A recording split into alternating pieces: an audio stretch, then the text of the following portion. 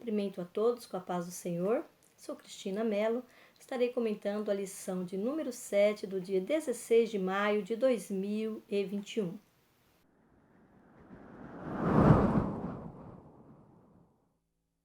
Neste segundo trimestre, nossas lições está com o tema Dons espirituais e ministeriais, servindo a Deus e aos homens com poder extraordinário.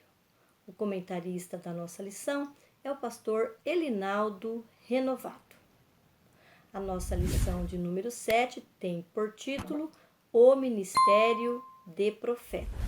Na lição de número 6, nós estudamos o ministério de apóstolo e hoje, na sequência, iremos falar sobre o ministério de profeta. O texto áureo, ele está na primeira carta aos Coríntios, capítulo 12, versículo 28, que diz: E a uns pôs Deus na igreja, primeiramente apóstolos, e em segundo lugar profetas, e em terceiro doutores, depois milagres, depois dons de curar, socorros, governos, variedades de línguas.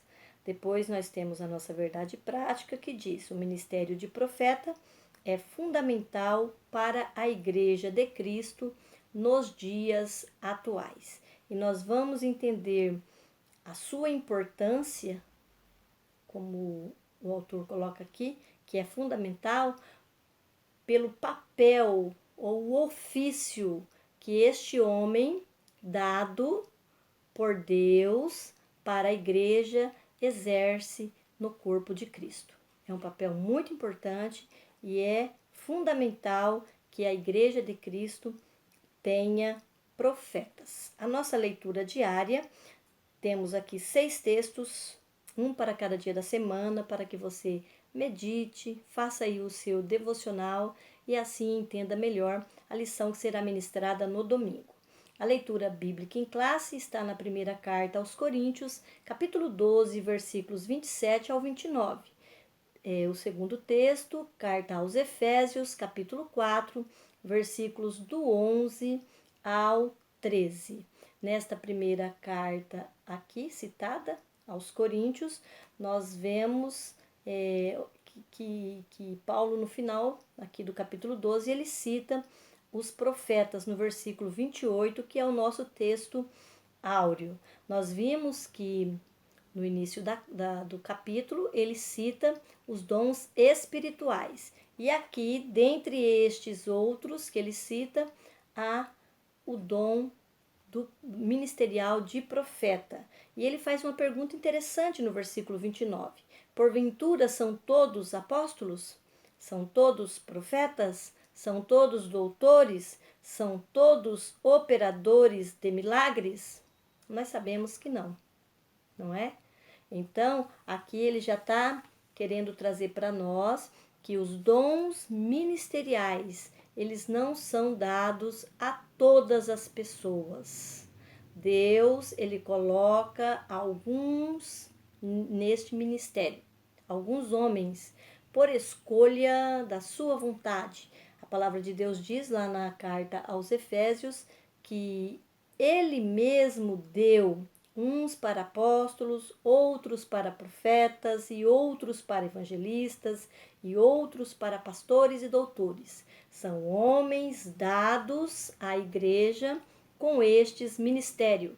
Eles têm um ofício à parte dos dons espirituais. Os dons espirituais, eles são para todos. Todos nós devemos buscar estes dons. Vamos receber? Isso aí é de acordo com a vontade do Espírito Santo. Tudo é de acordo com a vontade de Deus. Mas nós podemos pedir, porque Paulo orienta que nós busquemos os dons espirituais. Veja que os ministérios é Deus mesmo que dá. Ele coloca no corpo de Cristo estes homens com estas capacitações para trabalhar no meio da igreja. E nós temos aqui a finalidade, está no versículo 12 e 13 de Efésios capítulo 4. Querendo o aperfeiçoamento dos santos para a obra do ministério, para a edificação do corpo de Cristo, até que todos cheguemos à unidade da fé e ao conhecimento do Filho de Deus, a varão perfeito, à medida da estatura completa de Cristo. Então, o papel desses homens, ele é diferente destes outros que nós vemos nos dons espirituais. Nós vimos ali, por exemplo, que falar em línguas, a pessoa edifica ela mesma, não é? Se ela tem o dom de profecia, ela edifica a igreja. Agora, estes homens, eles têm a finalidade de aperfeiçoar os santos para a obra do ministério. São eles que preparam os obreiros. Todos eles que citamos aqui. Os apóstolos, profetas, evangelistas, pastores e doutores ou mestres, não é? Então, eles preparam os obreiros para a obra de Deus e também edifica a igreja. Amém? E aqui Paulo também fala da unidade da fé.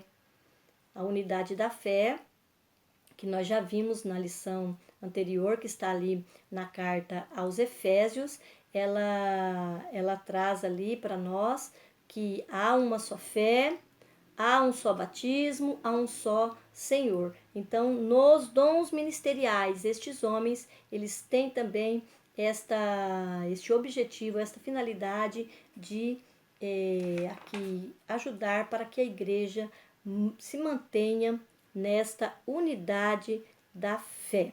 Eu achei interessante aqui na sessão Interagindo com o Professor, onde escreveram aqui, ó, em o Novo Testamento, os profetas não perderam a preeminência.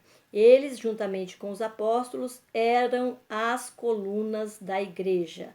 Em alguns versículos da palavra de Deus, eles eram colocados como colunas da igreja. Veja a importância desses homens para a edificação do corpo de Cristo. Na introdução da nossa lição, diz assim: a lição desta semana versa sobre o dom espiritual de profeta.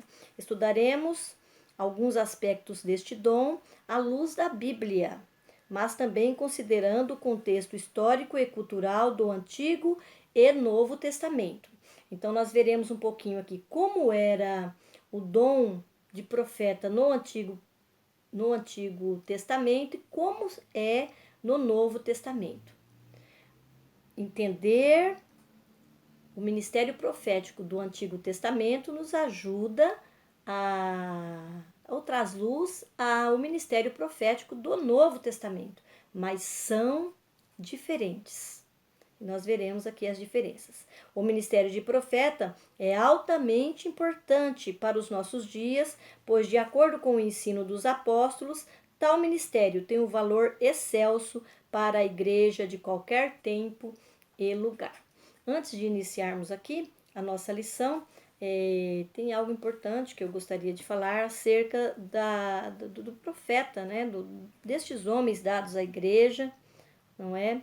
Que nada, nenhum dom espiritual, ministerial, de serviço, que logo veremos também, os dons de serviço, eles substituem a importância da palavra de Deus para a igreja. Isso é muito importante. Tem pessoas que têm estes homens como superiores, eles têm um grau, se tiver uma hierarquia, há uma hierarquia, sim, mas eles servem a igreja. E eles servem a igreja de acordo com o que ensina a palavra de Deus. Nós vamos ver aqui, nessa lição, que há o perigo também dos falsos profetas. Assim como nós vimos na aula anterior, o perigo dos falsos apóstolos. Até vimos ali em algumas aulas, alguns professores comentando hoje o que algumas pessoas estão fazendo com o dom ministerial de apóstolo por aí. E acontece também no ministério de profeta. Olha a importância de você conhecer a palavra de Deus e saber quais são os princípios que regem o trabalho destes homens, para que você tenha aí discernimento para reconhecer quando você estiver diante de um falso profeta. Então precisamos ter muita atenção com isso. A palavra de Deus, ela é infalível e inerrante. Nós veremos que o trabalho do profeta, não é, no seu ministério, ele também deve passar pelo julgamento da palavra de Deus. Porque é aí que nós veremos se é um verdadeiro profeta ou um falso profeta. Amém? Então, conheça a palavra de Deus, leia a palavra de Deus, medite, frequente o culto de ensino, frequente a escola bíblica dominical, para que você não seja enganado ou enganada com as falsas profecias ou com falsos profetas. O tópico de número 1 traz por título O Profeta do Antigo Testamento. Todas as vezes, ou a maioria das vezes, em que foi escrito no hebraico o termo profeta, a palavra utilizada foi nabi, que é traduzido para a nossa língua como profeta e tem por significado anunciador, aquele que anuncia a mensagem de Deus, o seu porta-voz. Eram homens respeitados por toda Israel e conhecido até mesmo pelas nações vizinhas, como homens de Deus, que o que eles falavam vinha da parte de Deus.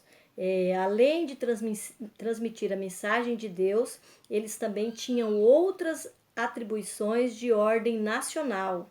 Eles ungiam reis, eles tinham incumbência de derramar o azeite santo sobre a cabeça dos governantes, conforme 1 Samuel capítulo 16, 1, 1 Reis 19, 6, e eles também traziam a mensagem de Deus. Esses homens, eles às vezes eram procurados para trazer um conselho, principalmente quando os reis iam às guerras e outras decisões. Eles também corrigiam os reis quando eles estavam fazendo algo que desagradava a Deus. Deus os enviava, como nós vemos o caso de Natã, quando Davi caiu em pecado.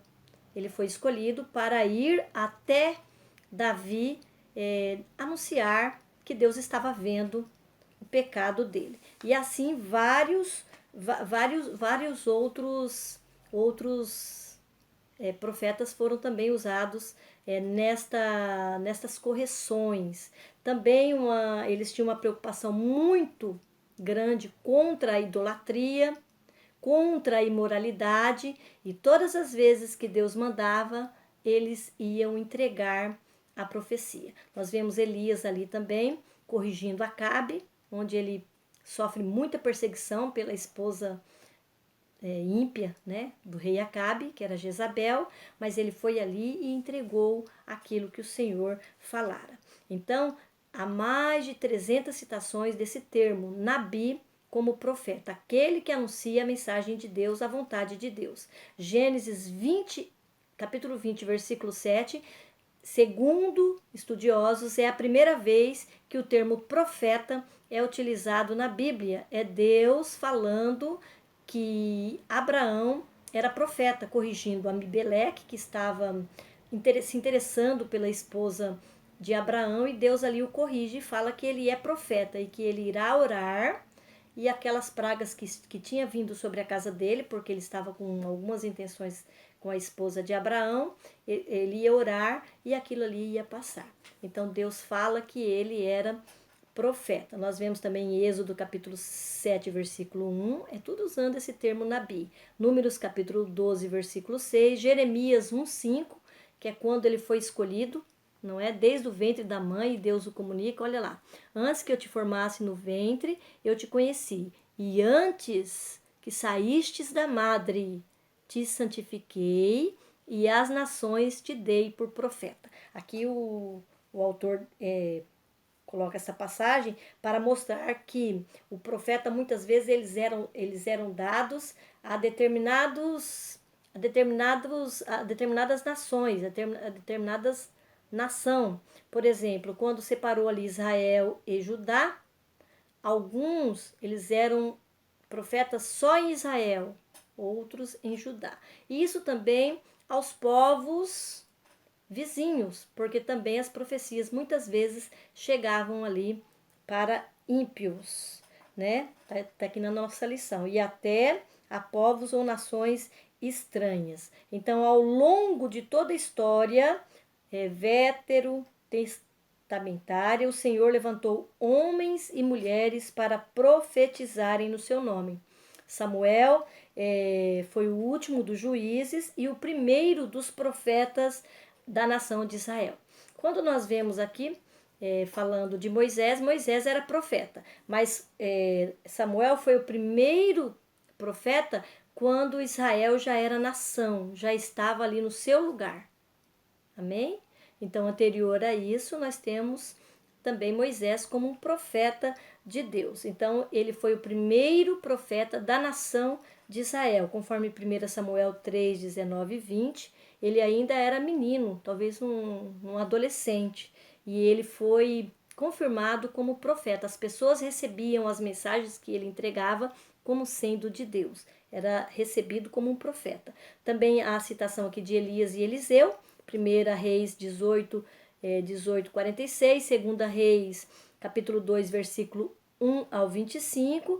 Também temos mulheres, profetisa Uda, 2 Reis, capítulo 22, versículos do 14 a 20. E muitos outros, como os profetas literários, Isaías, Jeremias e Daniel. E o que significa um profeta literário? Está aqui citado, profetas literários. Os profetas literários foram aqueles que deixaram seus textos escritos. E estes textos escritos são considerados canônicos.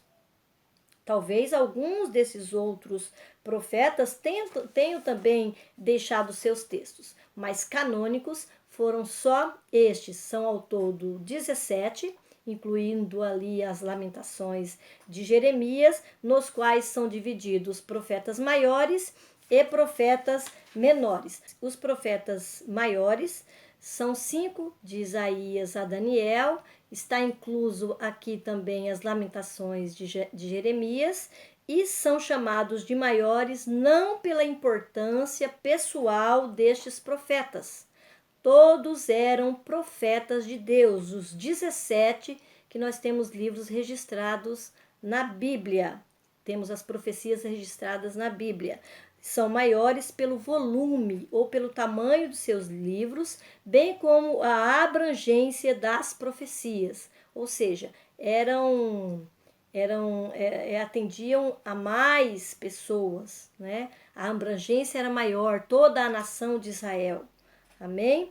Então, é por isso que são maiores. E os menores, que são 12 livros, de Oséias a Malaquias, são menores não por serem inferiores, não é, aos outros, mas pelo volume de seus livros e menor extensão de suas profecias. Os profetas do Novo Testamento apenas foram citados nos textos bíblicos em referência à sua participação na história. Nós vemos ali no livro de Efésios, Paulo falando deles na doutrina, tanto apóstolos como profetas, eles estão incluídos ali na organização das doutrinas. Não ficou só na mão dos apóstolos, também profetas. O que dá a entender também no Novo Testamento é que os apóstolos eram constantemente acompanhados pelos profetas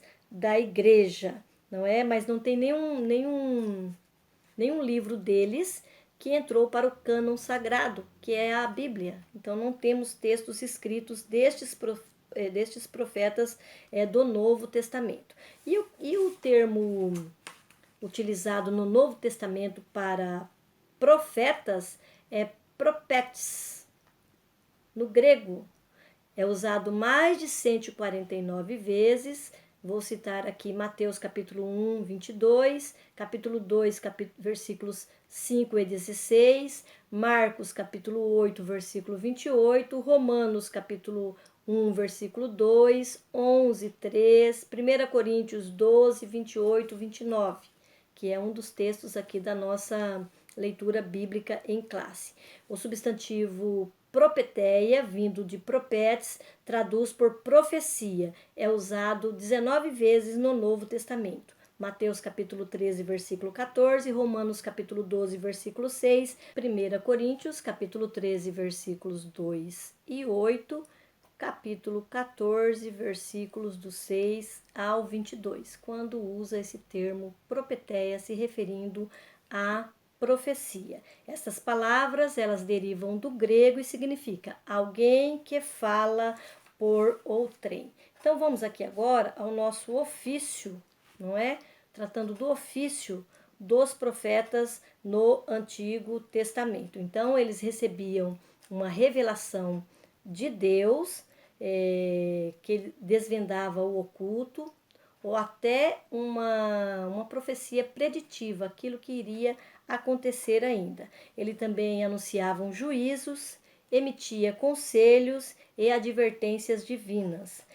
As expressões como veio a mim a palavra do Senhor, assim diz o Senhor, eram palavras ou frases usuais por um profeta de Deus no Antigo Testamento, conforme Jeremias capítulo 1, versículo 4, Isaías 45, 1. Símbolos e visões também eram formas de Deus falar através dos profetas do seu povo. Então, nós temos aquela passagem onde Jeremias está profetizando, onde tem a panela, né?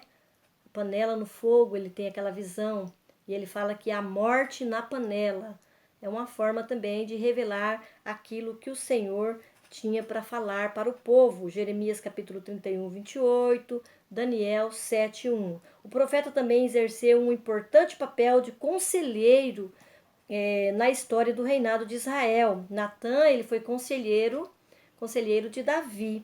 Contudo, após a divisão do reino de Israel, o profeta passou a ser perseguido por sua profecia, pois ela confrontava diretamente a prepotência da nobreza, a dissimulação dos sacerdotes e as injustiças sociais. Nós vemos isso em Jeremias capítulo 1, versículos 18 e 19, ele foi um profeta muito perseguido. Capítulo 5, versículos 30 a 31, Isaías também, capítulo 58, versículos do 1 ao 12, eles eram perseguidos por falar a verdade. Quando Israel estava em pecado e estava em impiedade, ele perseguia os seus profetas, não é? Alguns deles sofriam muito. Nós vemos também alguns sofrendo, como Elias, que foi perseguido por Jezabel. Jezabel queria matar Elias, não é? Eles sofriam muito, eram muito perseguidos. Ainda nesse tópico 1, o autor fala aqui um pouquinho do profetismo. E o que vem a ser esse profetismo? É uma palavra nova, não é muito usada no meio evangélico, mas esse movimento ele vem desde o século 8 antes de Cristo, e foi um movimento dos profetas onde eles se organizavam para principalmente restaurar o monoteísmo hebreu. Isso aqui era para impedir, não é, ou combater a idolatria, denunciar as injustiças sociais, porque os hebreus eles tinham que seguir um código da lei, um código moral da lei. Então eles não poderiam prejudicar o pobre tinha que ser cuidado. Então todo tipo de injustiça social ela entrou aqui também neste movimento para defender o povo, não é? Proclamar o dia do Senhor e reavivar a esperança messiânica. Foi nesse tempo que os verdadeiros profetas em Israel foram cruelmente surrados, presos e mortos. Então, foi um período de manifestações proféticas em Israel, combatendo principalmente esses fatos que aconteciam em Israel, que foi citado aqui, que está na nossa lição. Esse movimento foi chamado profetismo. Eu falei aqui um pouquinho dos profetas considerados literários, pois tem seus textos registrados na Bíblia, não é?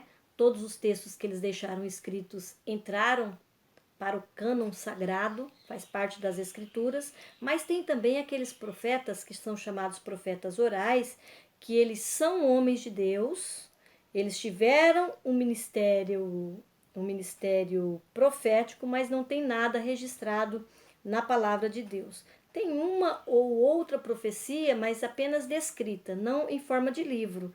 Então, entre eles, nós temos Gade, 1 Samuel 22:5, Natã, 2 Samuel 12:1, Aías, 2 Reis 11:29, Senaías, 1 Reis 12:22, Azarias, 2 Crônicas 25:15:1, Hanani, 2 Crônicas 16:7, Jeú, 1 Reis 16:1, Jaziel, 2 Crônicas 20:14, Elias, 1 Reis 17:1, Micaías, 1 Reis 22:14, Eliseu, 2 Reis 2:1 e vários outros, não é? Que deixaram aí a sua passagem pelas escrituras. Temos lá menção ao nome deles, mas não tem um livro. Então são chamados profetas orais. E os profetas literários foram aqueles que deixaram livros, tanto os maiores como os menores. No total de 12 livros proféticos no Antigo Testamento. Tem um profeta aqui que ele não deixou escrito, mas olha a importância dele para a história. Ele que profetizou a divisão do reino de Israel, 1 Reis 11, 31, 32. Também teve um outro profeta que vaticinou o nascimento de Josias, o rei Josias, e foi também enganado por um profeta velho que mentiu, e mesmo assim foi usado por Deus. Quando Deus quer, usa a quem ele quer. O profeta Elias, muito conhecido. Há também menção de falsos profetas. Um deles, ou uma delas, é Noadias. Esta mulher profetiza, ela se levantou contra Esdras e Neemias na época da reconstrução de Jerusalém. Ela tentou prejudicar ali e era uma falsa profetisa para atrapalhar os homens de Deus. Havia sim falsos profetas no Antigo Testamento, não é? E a pena capital era capital quando eles levavam, por suas falsas profecias, as pessoas a se afastarem de Deus ou cometerem o pecado de idolatria. Então havia uma pena capital ali, pena de morte, para o falso profeta, conforme Deuteronômio, capítulo 13, versículos do 1 ao 5. Amém? Eu acho que isso é tudo, não é? Sobre os profetas do Antigo Testamento, lembrando que eles exerciam seus ofícios no âmbito nacional, né? Não é? Enquanto que o profeta no Novo Testamento é no âmbito local, dentro das suas igrejas. Nós vimos em aulas anteriores que o trabalho destes homens nos dons ministeriais, eles saem fora da igreja, não é? Eles atingem as pessoas lá fora, mas o seu trabalho principal é na igreja local. Dando continuidade aqui, vamos para o tópico 2, que traz por título O Profeta no Novo Testamento. Então, aqui, neste segundo tópico aqui, nós vamos tratar do dom espiritual de profeta, não é? Que é o que nós vivemos hoje na igreja local. O autor aqui, ele traz para nós da importância destes homens para o corpo de Cristo, tanto o profeta, como o apóstolo, como os pastores, como os evangelistas e os doutores, para manter a unidade do corpo de Cristo. Quando Paulo está falando ali aos Efésios, eu retomo, ele estava falando da unidade do corpo de Cristo. Então, estes homens, eles têm este papel importante, que é muito diferente do dom de profecia, que nós já estudamos em aulas anteriores. Não confundamos o dom de profecia, que é dado, que são manifestações esporádicas, ocasionais, de acordo com a necessidade que o Espírito Santo vê para a igreja, ele usa homens e mulheres no dom de profecia para consolar, para edificar, para exortar, não é? Então, ou não nessa ordem, exortar, edificar, consolar. E o dom ministerial, ele tem uma importância maior. E são capacitações dadas a um homem. E o ministério, às vezes, é por toda a vida daquele homem escolhido por Deus. Ele tem um tempo maior, não é? Durante toda a vida da pessoa. Enquanto ela estiver servindo ao Senhor, ela vai ser usada nesse dom ministerial. E nós vimos que os dons espirituais, pode ser que a pessoa é usada em profecia uma vez e não mais, não é? Então, são dons importantíssimos para a igreja. Aí aqui, o autor, ele fala para nós, não é?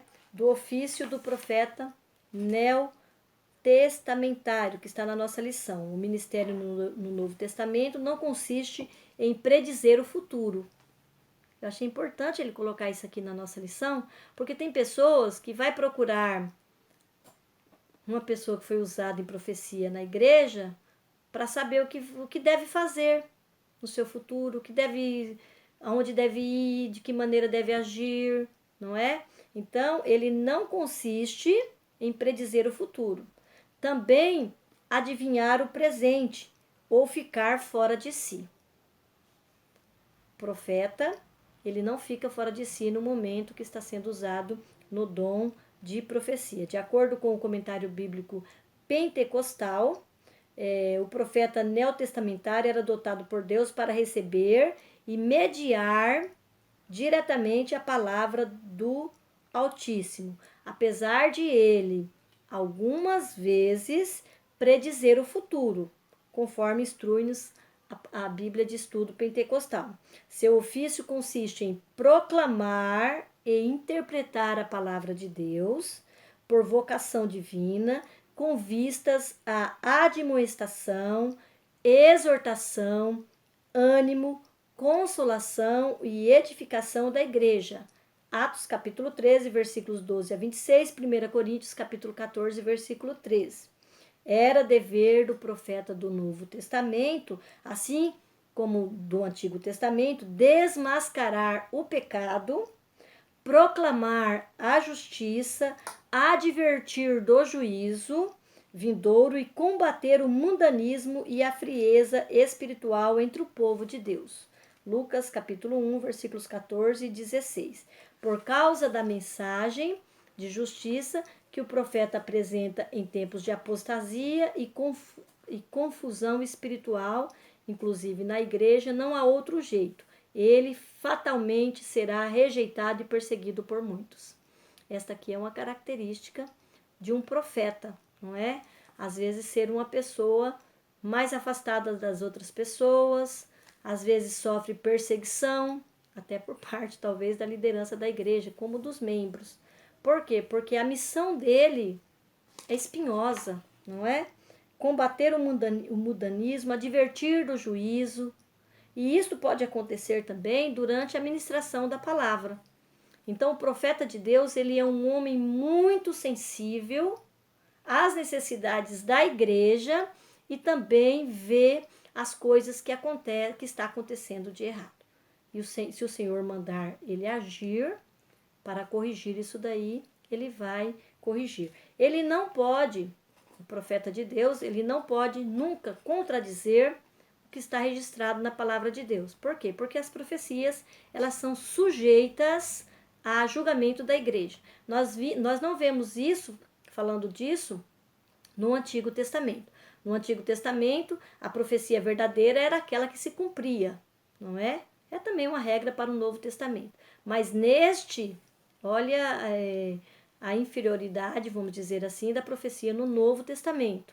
Porque agora passa pelo julgamento da igreja. Está até aqui, ó, na nossa Bíblia de Estudo Pentecostal, A mensagem do profeta atual não deve ser considerada infalível, ou seja, ela pode ter falhas.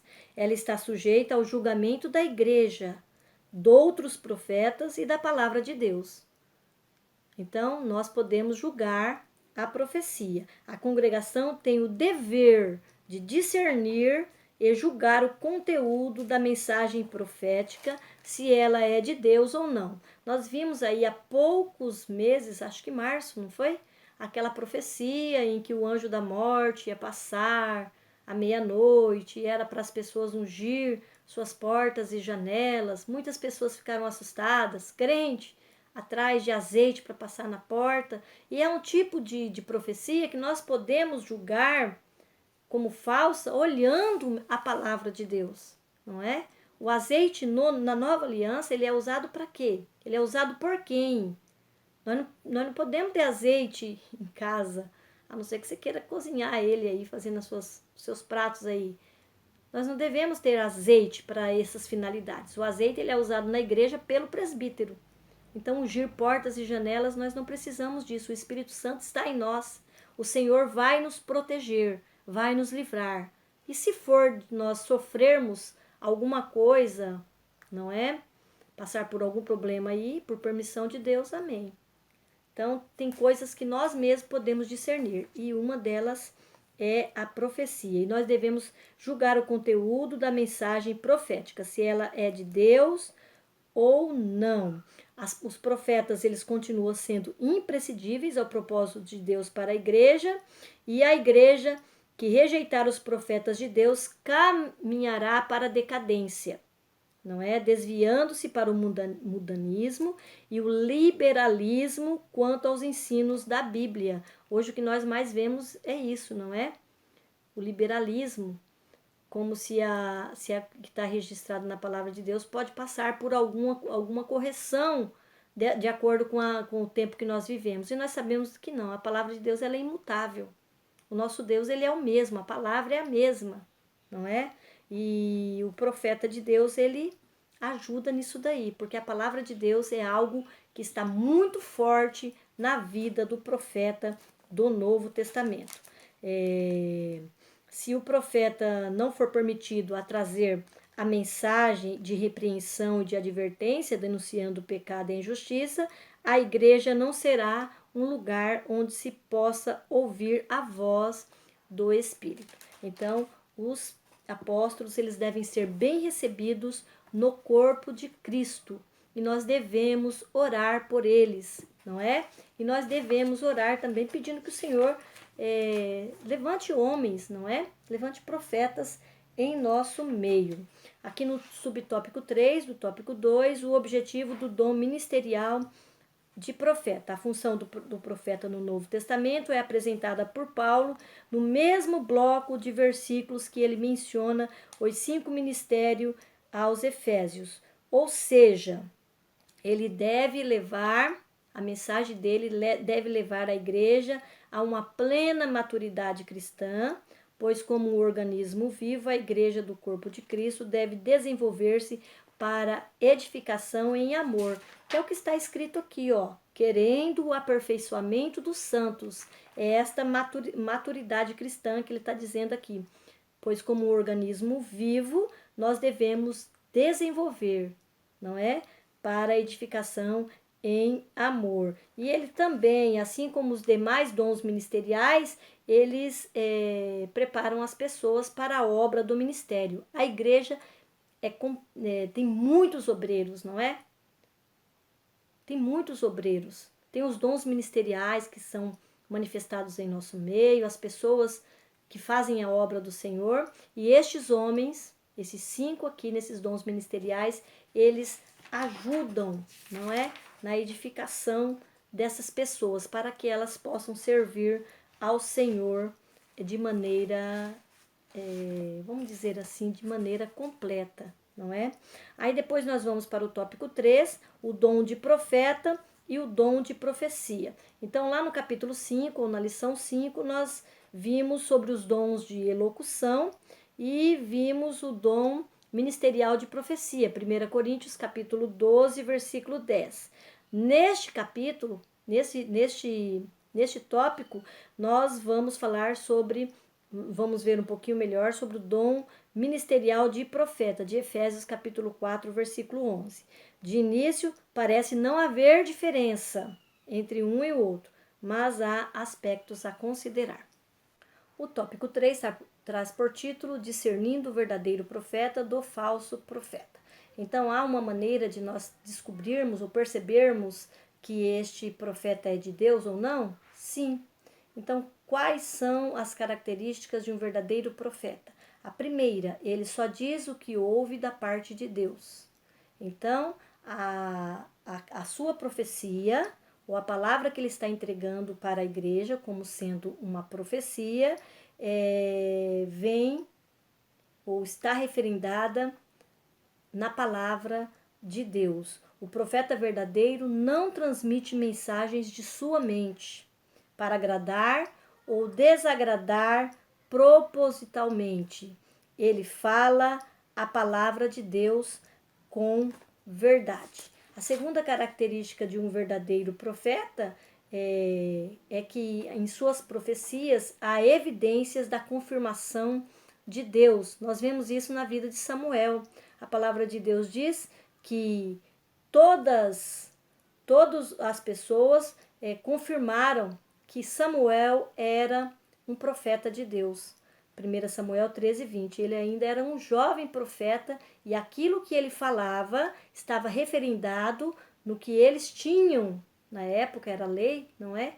Como palavra de Deus, e eles sabiam que era vinda de Deus.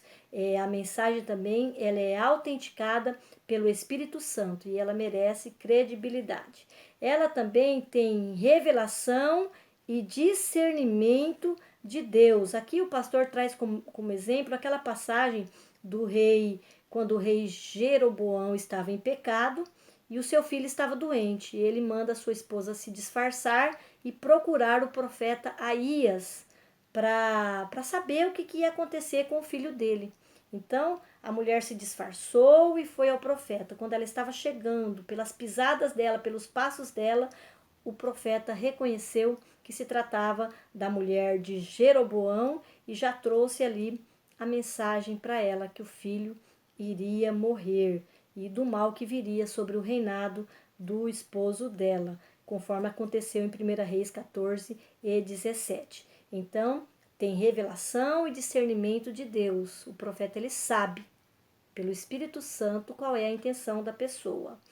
O profeta também, o verdadeiro profeta, ou qualquer profeta, ele não é insubstituível. Ele não se sente como se só existisse ele, não é?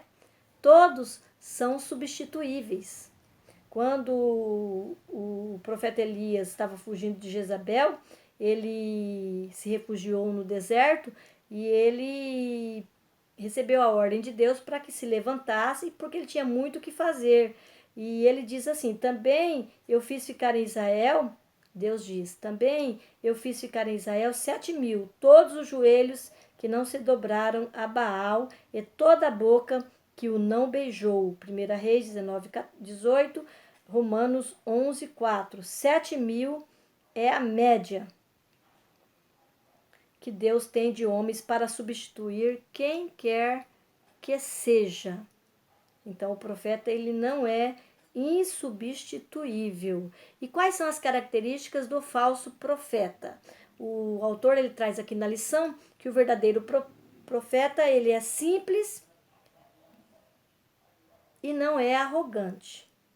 Simplicidade, ele coloca aqui versus arrogância. Então, quando nós vemos uma pessoa muito arrogante dizendo ser profeta, nós devemos desconfiar, porque os profetas eles devem ser pessoas simples, não é? Devem ser pessoas simples.